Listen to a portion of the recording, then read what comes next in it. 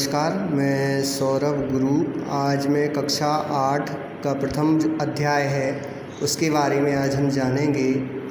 प्रथम पाठ है संस्कृत का लोकहितम मम करणीयम, मतलब लोकहित मेरे द्वारा किया जाना चाहिए, करना चाहिए अपन को, है ना। लोकहित के बारे में सोचना भी चाहिए, इस पाठ में दिया गया है। यह पाठ एक गीत के रूप में है, तो उसके बारे में हम समझाते हैं। संस्कृत गीत परंपरा अति समृद्ध प्राचीन च।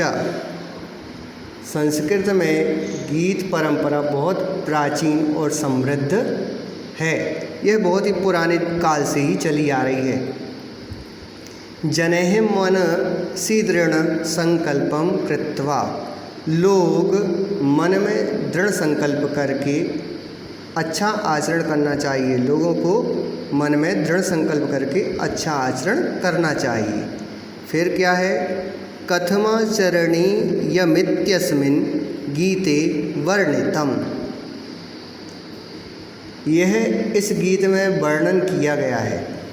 इस गीत में वर्णन किया गया है। क्या किया गया है, तो गीतस्मिन् जनेषु परोपकार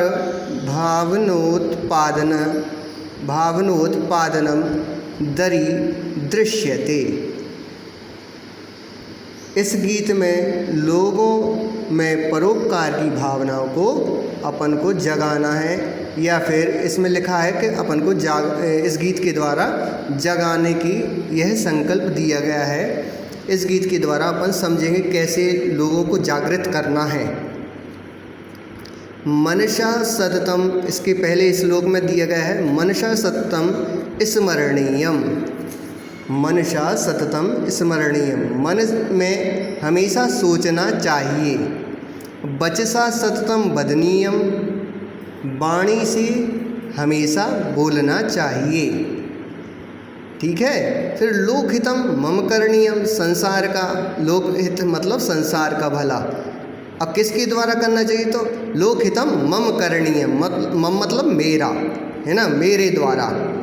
तो संसार का भला मेरे द्वारा हो, या संसार का भला मेरे द्वारा होना चाहिए, या अपन को ऐसी भावना अंदर से लाना चाहिए, है ना।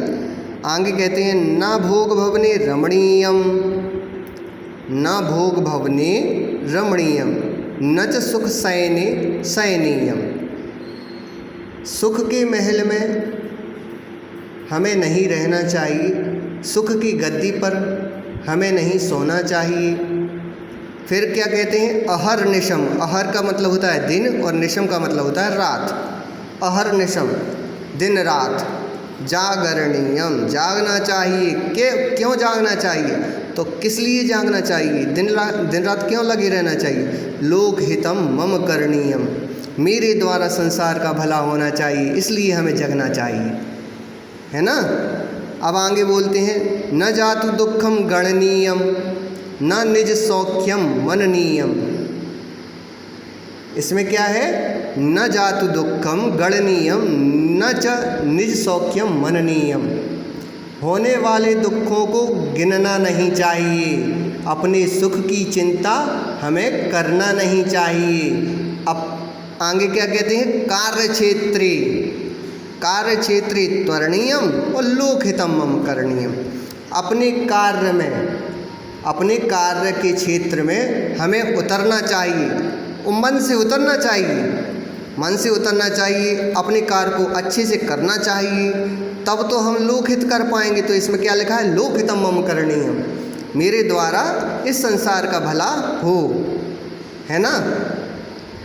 आगे फिर पढ़ेंगे अपन, दुख सागरे तरणीयम, दुख सागरे तरणीयम, कष्ट पर्वते चरणीयम। क्या कह रहे हैं, दुख के सागर में तैरना चाहिए, दुख के सागर में तैरना चाहिए। ऐसा नहीं कि अपन को दुख के सागर में हमेशा ही तैरना चाहिए, ऐसा नहीं।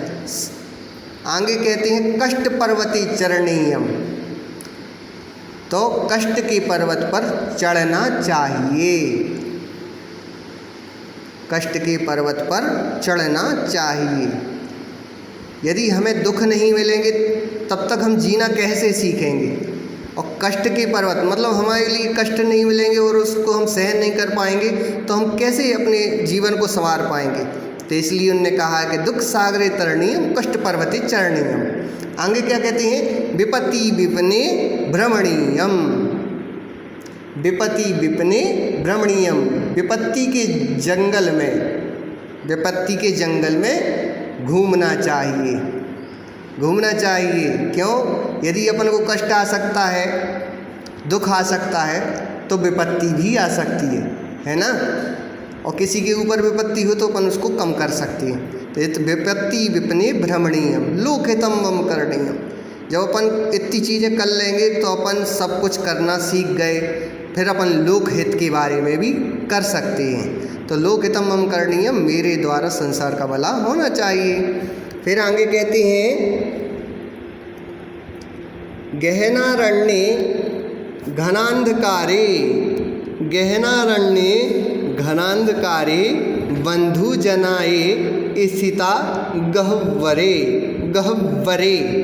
यहाँ आधा हा है, हलंत लगता है आधे हा में, है ना, तब वो आधा हा हो जाएगा। इसलिए इसमें देखो नीचे बा लगा है, तो जब भी नीचे कोई भी चीज़ ऐसी आती है तो उसका पीछे वर्णन होता है। तो गह्वरे बावन का। आगे कहते हैं इसका अर्थ है घने जंगल में घोर अंधेरे में, घने जंगल में घोर अंधेरे में क्या करना चाहिए, और